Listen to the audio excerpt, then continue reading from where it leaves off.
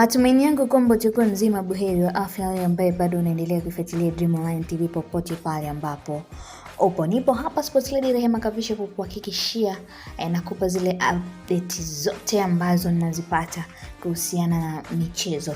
Lakini nikisalia Msimbazi basi unaambiwa kwamba Simba Sports Club inaenda Angola kwa ndege maalum. Bana sio ya mchezo, lakini pia baadhi ya wachezaji katika mchezo huu ambao utapigwa Oktoba 9.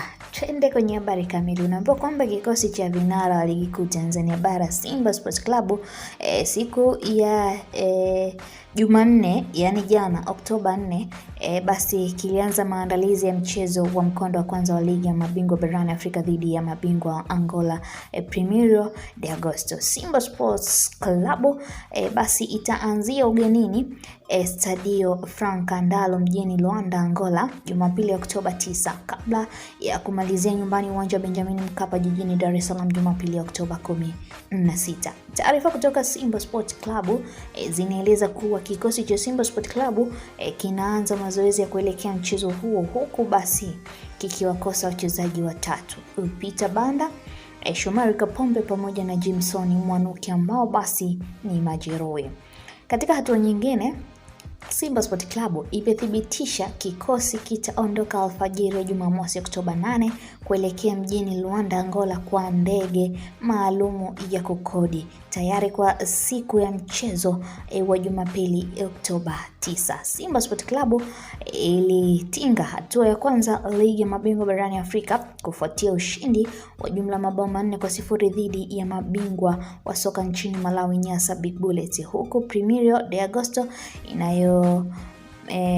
milikiwa na jeshi la Angola ikipata nafasi hiyo kwa kuitoa Red Arrows ya Zambia kwa ushindi wa jumla mabao 2-1. Kwa hivyo basi Simba itawakosa wachezaji hawa watatu, ikizungumzia Peter Banda, Shomari Kapombe pamoja na Jimson Mwanuki, lakini pia Simba Sport Club itaondoka na ndege maalum, yani tunaweza kuita private jet hivyo, yani maalum. That's why wanaondoka basi alfajiri ya Oktoba 8.